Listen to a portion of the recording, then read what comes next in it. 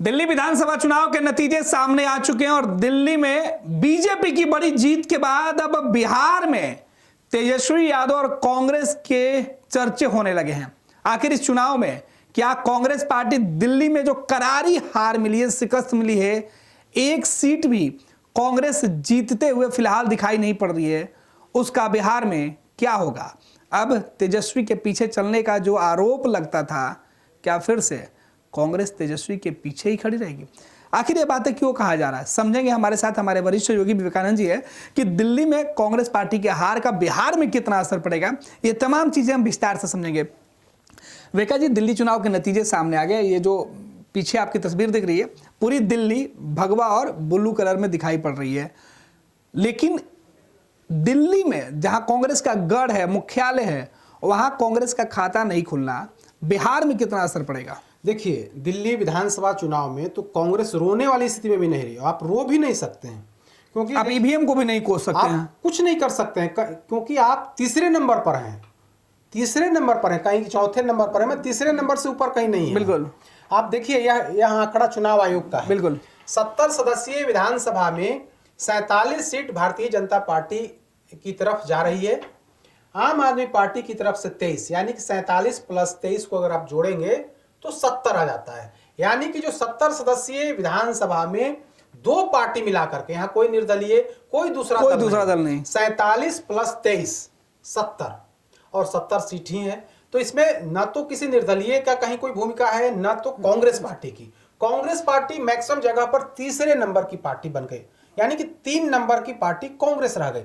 अगर आप close fight होता तब आप आरोप लगा सकते थे, तरह तरह के आरोप लगा सकते थे कि हमें जानबूझ करके हराया गया, ईवीएम को कोसते, ईवीएम पर ठीकरा फोड़ते। तो लेकिन यहां तो आप आरोप लगाने के लायक भी नहीं रहे। आम आदमी पार्टी तो आरोप लगाएगी भी, तो लेकिन कांग्रेस पार्टी की अब कोई भूमिका नहीं रही। इसीलिए हम कह रहे हैं कि कांग्रेस पार्टी रोने की स्थिति में भी नहीं है, आप रो भी नहीं सकते हैं। तो ये स्थिति है दिल्ली विधानसभा चुनाव की। आप देखिए क्या स्थिति है। पूरा जो ये मैप दिख रहा है, भगवा मय और ब्लू कलर का है। बिल्कुल। इसमें कांग्रेस कहीं नहीं है। ये भगवा कलर यानी कि बीजेपी है, और ब्लू यानी कि आम आदमी पार्टी। वोट शेयर की अगर हम बात कर लें, देखिए पार्टी वाइज वोट शेयर की अगर हम बात कर लें तो आम आदमी पार्टी 43.37% उसके वोट हैं। बाकी का एआईएमआईएम में 0.64। भारतीय जनता पार्टी की बात कर ले, आम आदमी पार्टी 43%, भारतीय जनता पार्टी 46.61%, मतलब 3% से ज्यादा वोट आम आदमी पार्टी से इसे मिले हैं। बिल्कुल। BSP 0.56%, CPI 0.01%, CPIM 0.01%, CPIML 0। Indian national Congress, आप आ जाइए, इंडियन नेशनल कांग्रेस 6.37% मत कांग्रेस पार्टी को मिले हैं। बिहार की जेडीयू को 0.51%, बिहार की लोजपा रामविलास को 0.50%, एनसीपी 0.3%, नोटा को 0.57%, इसी तरह से अदर्स को 0.80%। तो तीसरे नंबर की पार्टी, देश की राजधानी जहां दिल्ली है, उस राजधानी में कांग्रेस पार्टी तीसरे नंबर की पार्टी हो गई। और तीसरे नंबर में बहुत बड़ा गैप है।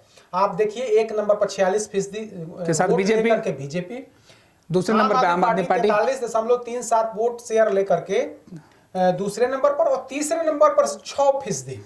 समझिए कितना गैप है। बिल्कुल। मतलब अब तीसरे नंबर 40% का गैप है, लगभग 40% का गैप है। तो ये स्थिति है कांग्रेस पार्टी की। आंकड़ा बता रहा है कि तीसरे नंबर में भी अब बहुत नीचे हैं। तो ये स्थिति है कांग्रेस पार्टी की। और उस राज्य में जहां कांग्रेस पार्टी की सरकार हुआ करती थी, उस जगह पर जहां से देश की राजनीति चलती है, जहां से देश की सरकार चलती है, उस जगह पर कांग्रेस पार्टी की यह स्थिति है कि कहीं भी दूसरे नंबर पर कांग्रेस पार्टी के उम्मीदवार नहीं रहे, मैक्सिमम जगह पर तीसरे नंबर। और वोट शेयर सिर्फ और सिर्फ 6.37% मत कांग्रेस पार्टी के उम्मीदवार को मिले हैं। तो यह स्थिति है कांग्रेस पार्टी की। राहुल गांधी चाहे जो भी दावे कर ले, जो भी बातें कर ले, लेकिन यह हकीकत है। इस हकीकत को आप झुठला नहीं सकते हैं। यह वोट परसेंट है, जनादेश जो मिला है, वोटरों ने जो जनादेश दिया है, वो बताता है कि कांग्रेस पार्टी पर दिल्ली के अंदर भी लोग भरोसा नहीं कर रहे हैं। तो अब दिल्ली के बाद बिहार की बारी है और हम लोग बिहार की पर विस्तार से चर्चा करते हैं कि आखिर बिहार में क्या होगा। कांग्रेस पार्टी बातें तो बड़ी बड़ी कर रही है। विकास जी, आपको यहाँ रोकेंगे। ये जो नतीजे हैं वो दिखा रहा है कि दिल्ली में कांग्रेस पार्टी अकेले अपने दम पर चुनाव लड़ने गई थी। लोकसभा के चुनाव में जो नतीजे आए थे उससे कांग्रेस गदगद थी, उसको लग रहा था कि लोग उसको वोट कर रहे थे, लेकिन कांग्रेस पार्टी ये भूल गई थी कि गठबंधन को लोगों ने वोट किया था। नतीजा अरविंद केजरीवाल अभी भी ठीक है, चुनाव वो हार गए लेकिन उनका वोटर परसेंटेज ज्यादा है, कांग्रेस पार्टी से तो 40% ज्यादा है, लेकिन कांग्रेस तो वहां सुपड़ा साफ हो गया। और बिहार में भी अगर कुछ सीटें अगर कांग्रेस जीती है तो वो गठबंधन के बदौलत थी। देखिए, दिल्ली के अंदर जो दिल्ली विधानसभा के चुनाव हुए, कांग्रेस पार्टी अकेले लड़ी, आम आदमी पार्टी भी अकेले लड़ी और भारतीय जनता पार्टी ने अपने 2 सहयोगियों को साथ लेकर के एनडीए के अंदर जो सहयोगी दल हैं उनको साथ लेकर के चुनाव लड़ी। तो यह रिजल्ट देखिए। और कांग्रेस पार्टी अकेले लड़ी तो इनकी हैसियत क्या है जो सामने दिख रहा है, 6.37%।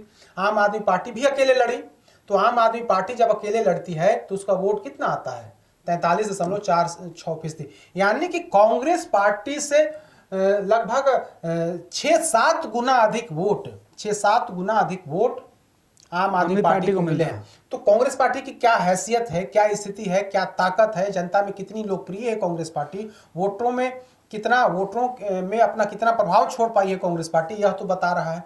तो अकेले लड़ने का खामियाजा कांग्रेस पार्टी को तो भुगतना पड़ा है। और कांग्रेस पार्टी अब बिहार में है, बिहार में हालांकि अलग नहीं होना है, साथ मिलकर के लड़ना है। और इस नतीजे के बाद तो हिम्मत भी नहीं कांग्रेस पार्टी कर पाएगी। कैसे हिम्मत कर पाएगी जब दिल्ली में स्थिति है, तो बिहार में क्या होगा? बिल्कुल, बिहार में क्या होगा। और बिहार में कांग्रेस पार्टी अकेले लड़ने की हिम्मत कर भी नहीं सकती है। कांग्रेस पार्टी के जो शीर्ष नेतृत्व है, चाहे जो भी दावे कर ले कि हम 2020 में हमें जितनी सीटें मिली थी और 2024 में जब लोकसभा के चुनाव हुए तो हमें 9 में से हम 3 सीट जीते, यानी कि 33% मेरा स्ट्राइक रेट रहा। उस बनिस्पत आरजेडी का स्ट्राइक रेट नहीं रहा। लेकिन जब तक आप आरजेडी के साथ हैं तभी तक वो स्ट्राइक रेट है। अगर आप अकेले लड़के देख लीजिएगा तो आपकी हैसियत पता चल जाएगा। जिस तरह से दिल्ली में हुई है वही हाल बिहार में होगा। और अभी बिहार कांग्रेस के नेता क्या कर रहे हैं, या फिर जो दिल्ली से जो कांग्रेस के नेता आते हैं क्या कहते हैं कि हम 2025 के विधानसभा चुनाव में हम लोग 70 सीट हमें नहीं चाहिए, उससे ज्यादा चाहिए। हमें उतना ही नहीं चाहिए बल्कि 2 डिप्टी सीएम की कुर्सी चाहिए। हम लोग सरकार में आएंगे, महागठबंधन की सरकार बनेगी तो हम लोग 2 डिप्टी सीएम की मांग करते हैं, हमें 70 से अधिक सीटें मिलनी चाहिए। तो इस तरह की डिमांड है।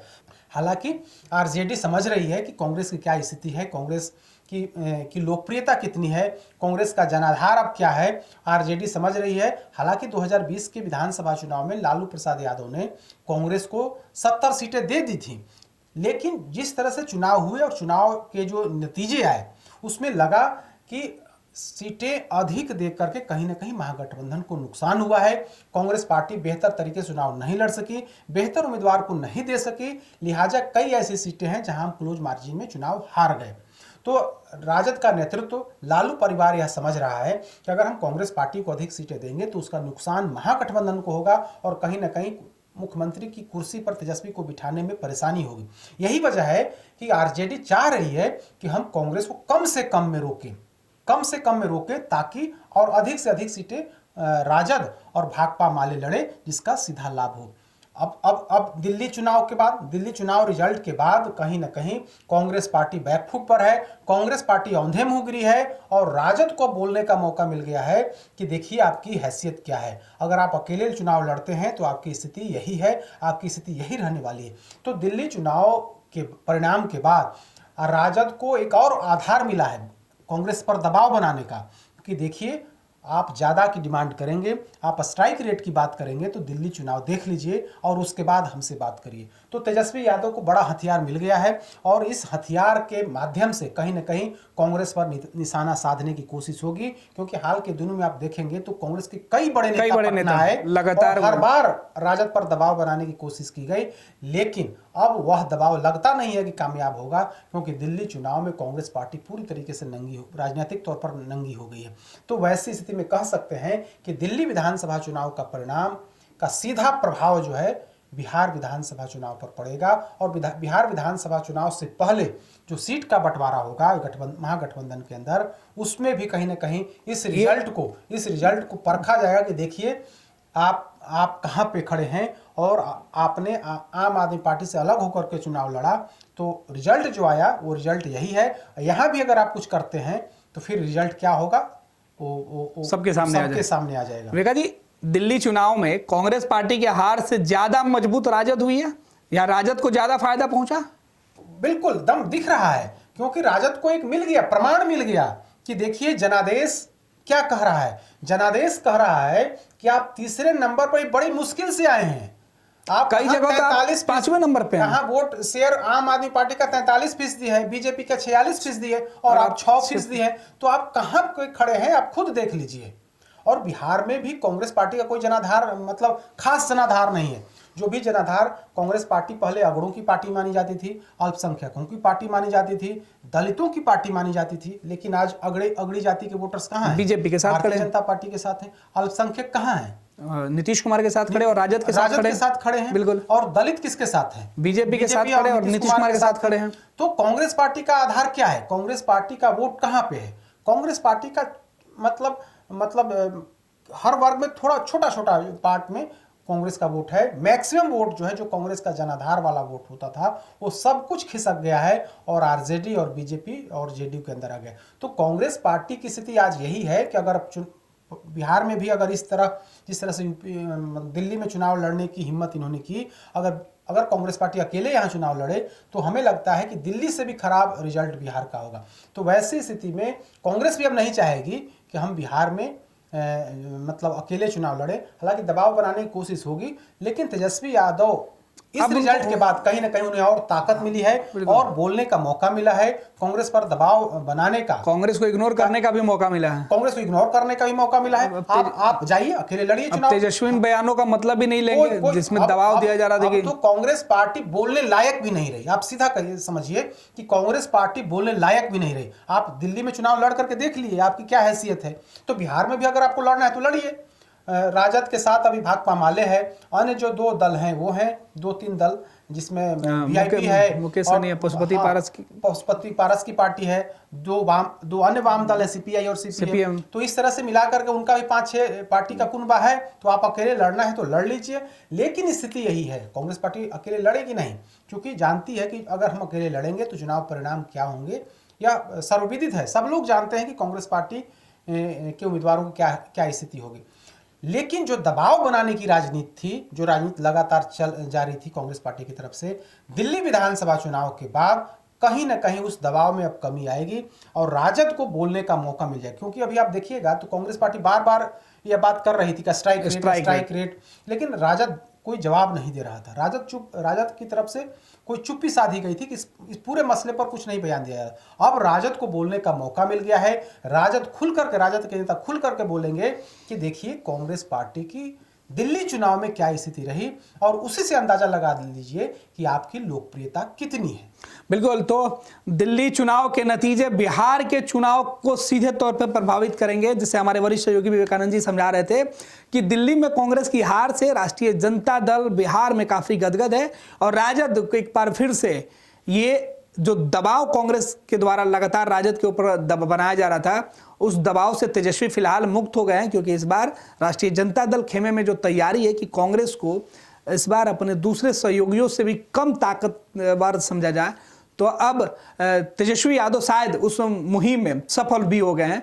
और यही वजह है कि दिल्ली में चुनाव नहीं लड़कर तेजस्वी यादव बिल्कुल अलग थलग पड़े रहे। दिल्ली में चुनाव प्रचार करने नहीं गए और ना ही दिल्ली चुनाव को लेकर कोई खास राष्ट्रीय जनता दल की तैयारी दिखाई पड़ी। अब नतीजे आए हैं तो कांग्रेस को झटका लगा है और राजद को बिहार चुनाव के लिए अब कांग्रेस के दबाव से मुक्ति मिली है। जहां 27 वर्षों के सफर में 17,000 से भी अधिक छात्रों ने डॉक्टर एवं इंजीनियर बनकर भरे सफलता की ऊंची उड़ान, जहां साधारण छात्र भी झारखंड टॉपर्स बनकर बना रहे इतिहास। दूरदर्शी शिक्षाविद श्री विपिन सिंह के मार्गदर्शन में मेडिकल एवं इंजीनियरिंग के लाखों छात्रों के लिए आशा की किरण के रूप में गोल नेशंस लीडिंग इंस्टीट्यूट